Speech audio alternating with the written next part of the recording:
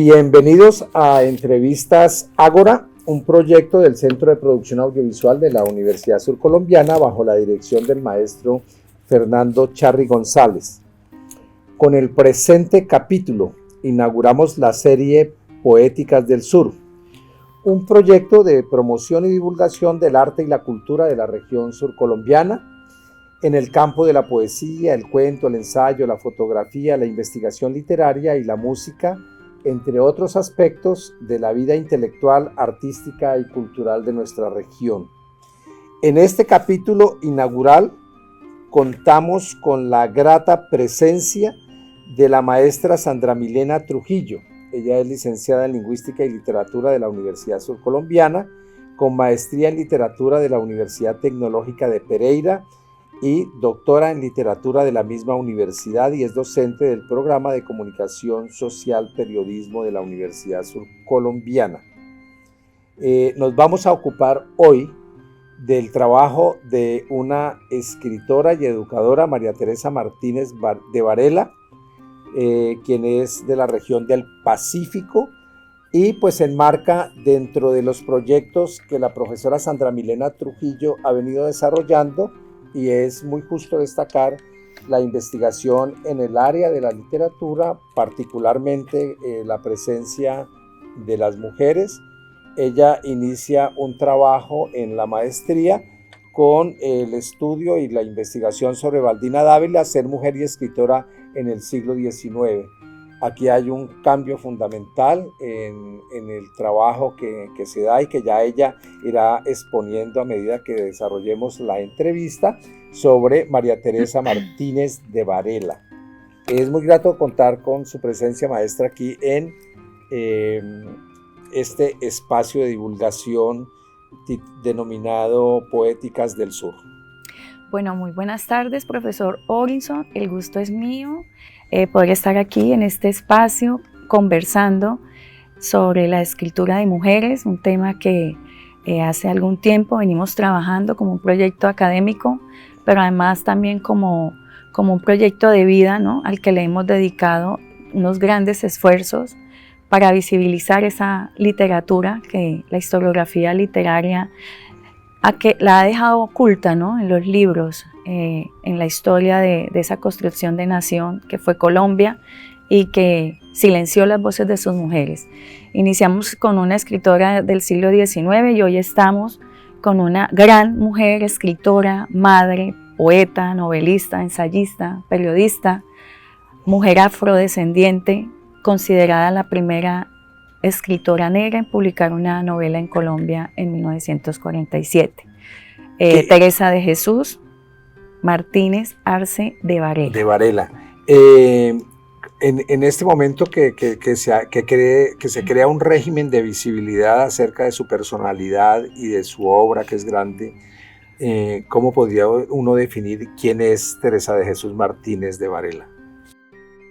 Bueno, es considerada, ¿no?, los estudios apuntan a que es la primera escritora negra en publicar una novela en Colombia, Guerra y Paz, en 1947. Pero además es la primera escritora, o es considerada la primera escritora quibdoseña, de quien se conoce también producción intelectual a nivel de lírica, a nivel de ensayo, de biografías, por supuesto de poesía, que es un corpus bastante prolífico el que ella nos presenta, y podríamos pensarnos en que es la mujer afrodescendente pionera que empieza a abrir espacios políticos históricamente negados para las mujeres del Pacífico colombiano. En los estudios que usted ha realizado, ella es una mujer que no está en el canon, ni está en el inventario, ni está en las referencias, ni está en las antologías. ¿Cuándo comienza a cobrar como presencia la obra de María Teresa Martínez de Varela? Teresa de Jesús Martínez de Varela. Teresa Martínez de Varela inicia un proceso de visibilización y reconocimiento de su obra a partir de otra gran maestra, que es la maestra Úrsula Mena. Ella es quien, tiempo antes de fallecer la maestra Teresa Martínez, la contacta, entablan una bella amistad y a través de ese diálogo que las dos en algún momento de la vida tienen, la profesora Úrsula Mena, su biógrafa, escribe parte de su vida a lo largo y ancho de lo que fue la experiencia vital como mujer, como esposa, como madre y sobre todo como autora de la poeta Kate Doseña. Sumado a esto, la profesora Úrsula Mena, junto con la profesora Ana Rosa Herrera Campillo, compilan toda su poesía. Es un trabajo que reúne alrededor de 270 poemas organizados antes de fallecer por la misma maestra Teresa Martínez en 12 fascículos. Estos 12 fascículos están compilados en la antología Cantos de Amor y Esperanza por la profesora Mena y Herrera. Y es a partir de estas dos propuestas que la literatura y los espacios de investigación, de historiografía literaria y de recuperación de obra, empezamos a saber que existió una mujer lúcida, brillante, que se preocupó por visibilizar su territorio a través de la escritura, y fue Teresa Martínez. Ya después de este trabajo llegamos a Teresa Martínez a través de esta propuesta tan bella que hace el Ministerio de Cultura en el 2022 con la Biblioteca de Mujeres, cuya curadora y directora de la propuesta o del proyecto fue la escritora Pilar, la escritora Pilar Quintana.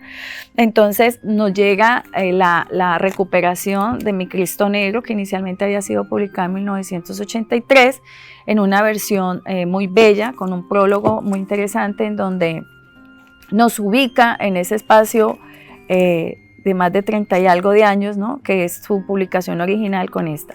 Encontramos que el año pasado la editorial CES, en el 2023, la editorial de la Universidad CES, con su colección Raíces, a través también de una beca a la que se presenta con una propuesta del ministerio, y son ganadores, logran recuperar dos obras muy importantes de la maestra Teresa Martínez, y es el libro Caravana de Periodistas por Dentro, que es la experiencia que esta mujer afrocolombiana en su momento, estamos hablando de 1954, logra en un recorrido de 21 días por todo el territorio chocuano, acompañada de una totalidad de hombres, eran alrededor de 20 y algo de hombres, y llega la única mujer que lideraba esta caravana conociendo las problemáticas del territorio chocuano. Y este mismo libro reúne la Odisea de los Cunas del Darién. Es un homenaje que ella también le brinda a ese otro componente que ella considera hace parte de su identidad triétnica, y es el indígena, ¿no? El indígena, los cunas. Entonces ella recupera unos mitos de este legado aborigen. Sandra Milena, Perdón, algo que no podemos dejar pasar por alto, perdona que interrumpa, sí, es los trabajos de la profesora Guiomar Cuesta y Alfredo Campo, por supuesto. Ellos también visibilizan la poesía. Dentro del trabajo de investigación que usted hace, ¿cuál es el inventario que se logra hacer de la totalidad de sus libros y en qué géneros? Bueno, para nosotros poder hacer este hallazgo hubo que entrevistar a la profesora Úrsula Mena, por supuesto. Entrevistamos a su hija Lucía Varela, muy amablemente también nos concedió ese espacio, y a su nieta Margarita Caicedo Varela, que es su curadora, ¿sí? Y a partir de ellas, ¿qué encontramos? Que la obra que se conoce de Teresa Martínez es muy es decir, la obra que ella escribió es prolífica, más lo que conocemos aún publicado es poco. Es decir, bajo la curaduría de la nieta se encuentran bastantes obras, sobre todo tipo ensayo, discursos, ponencias que no han sido publicadas, y algunas novelas que esperamos algún día, como lo hizo la Universidad CES, sean publicadas.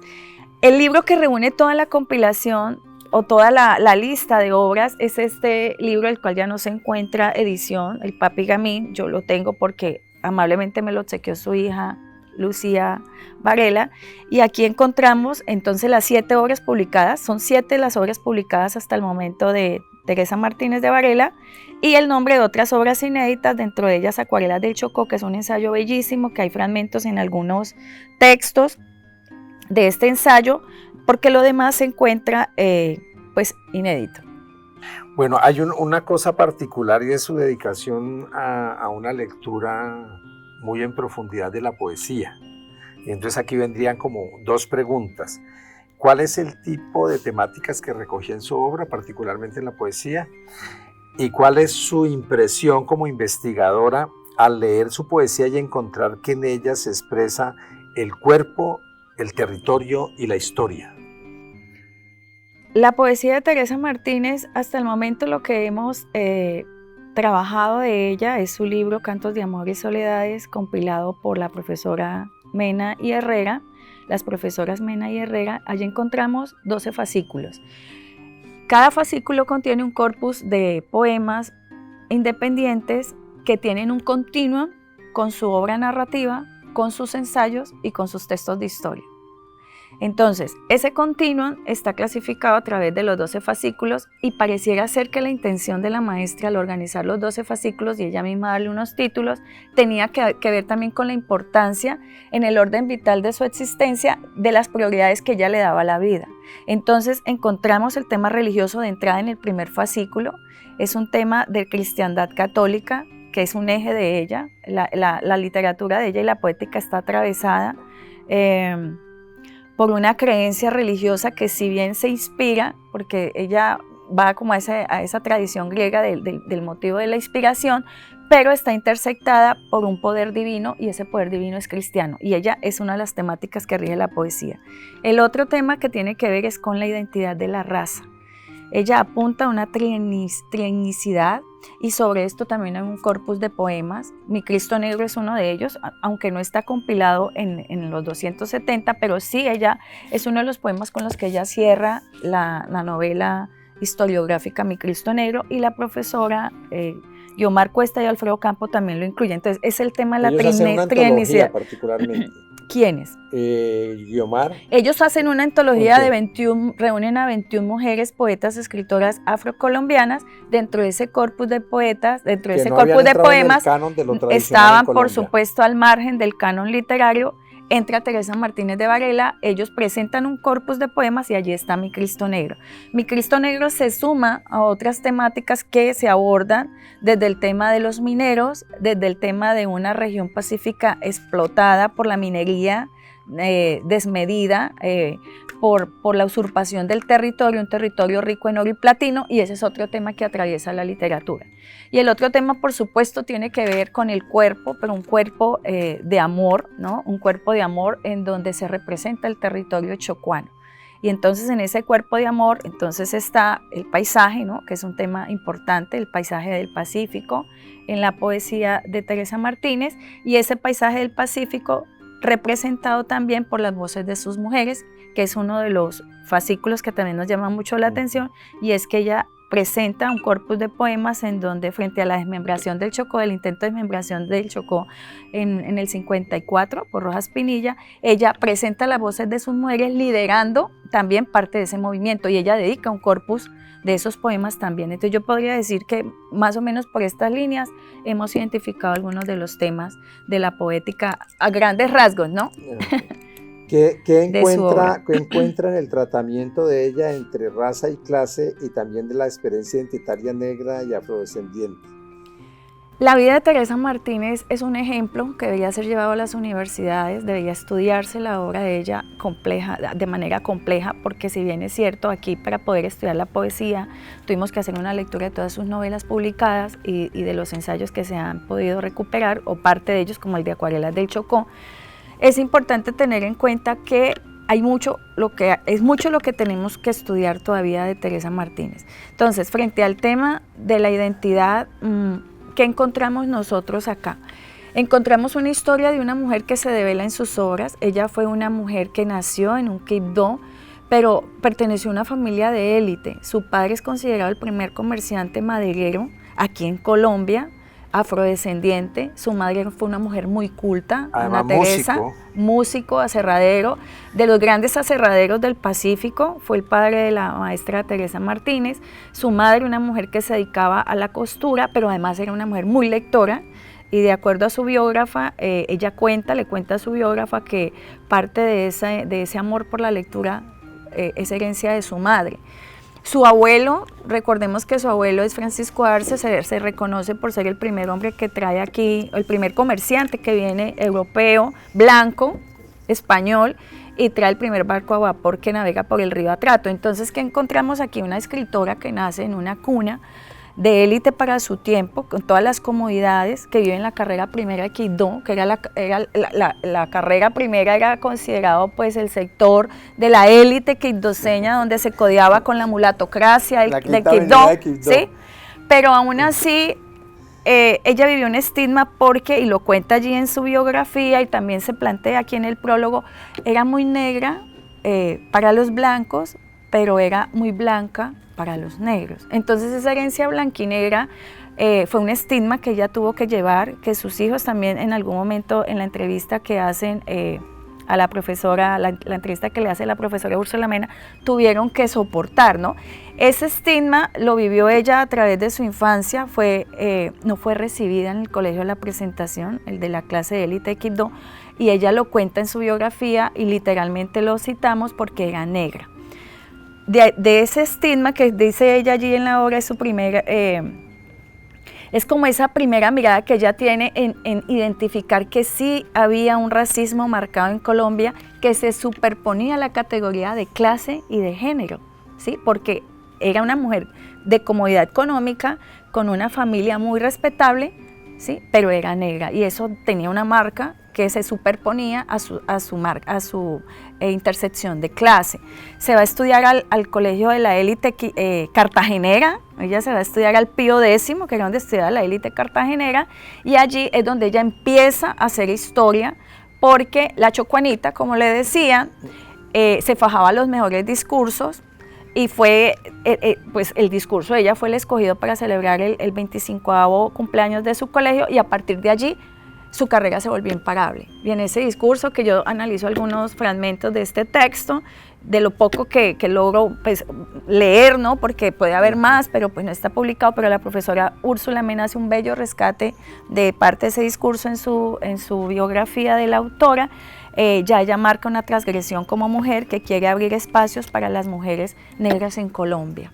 Y lo hace a través de la escritura. De la escritura. ¿Cómo ella hace visible indiscutiblemente en Colombia la voz femenina desde la perspectiva de la poesía? ¿Cómo se percibe eso en la investigación? ¿Y cómo se percibe esa voz femenina? ¿Qué aspectos son relevantes para ella? ¿Y cómo enfrenta la realidad que ella vive estando al margen de la posibilidad de publicación y de reconocimiento? En la poesía ella trata de guardar a veces ciertas distancias, ¿sí? Yo creería que ese punto es más álgido en lo que corresponde a sus biografías, sobre todo en la biografía a Diego Luis Córdoba, que es un líder del Chocó, ¿no? La historia de él está recuperada por muchos historiadores, incluida Teresa Martínez, que le dedica un libro completo, y ella más en el ensayo y en su novela, también en apartados del Papi Gamín, ella logra como hacer fisuras e ir contando a manera como de crítica, ¿sí? Esa persecución hacia esa identidad que viene del África, que es donde venimos todos, ¿no? Que es el origen de todos nosotros, y ella lo marca de manera más puntual en sus ensayos, como por ejemplo Acuarelas del Chocó, en sus biografías, como la de Diego Luis Córdoba, y también, por supuesto, en las voces de los personajes femeninos de Mi Cristo Negro. En la poesía lo hace, pero creemos que es más tímida al hacerlo. Sobre todo lo hace, sí, en el fascículo de las mujeres que hablan, porque hacen parte del comité de mujeres chocuanas en el intento de desmembración, y también lo hace ella como voz que denuncia desde su lugar de enunciación y de su construcción de subjetividad como mujer del Pacífico, como mujer quibdoseña, que se considera triétnica, la riqueza de su territorio, la denuncia por un racismo, por una desigualdad marcada por el color. Pero había también roces entre ellos, ¿cierto? Entre ella y algunos poetas, había como unas diferencias, una con Martán Góngora. Lo que uno encuentra en este tipo de pesquisas es que, por ejemplo, hay una revista que dirigió Martán, Elías Góngora, y es una más o menos 1900, mediados del siglo, y se dedican los poemas al mar, a las riquezas del mar Pacífico, ¿no? Del territorio, de todo lo que es el canto de las sirenas, esa mitología grecolatina, herencia del modernismo, que se imbrica también con la riqueza del territorio pacífico. Y los poetas cantan, y en esa revista que es dirigida por Martán, hay una compilación importante de poemas y de autores, y lo que uno encuentra es que si bien hay concomitancia con las temáticas de Teresa Martínez, ella no está incluida en una revista de su tiempo, donde se supone había quizás algún acercamiento del Pacífico, quibdoseños, y ella no está allí. Entonces, no podríamos decir si hubo o no enfrentamientos, hubo no diferencias, pero sí hubo un sesgo de exclusión hacia la mujer muy marcado. De hecho, pues leemos más autores afrocolombianos, hombres, que de entrada la voz de la mujer hasta ahora ha sido recuperada, ¿no? Los trabajos de Mari Grueso, de Luz Colombia, de la otra María Teresa.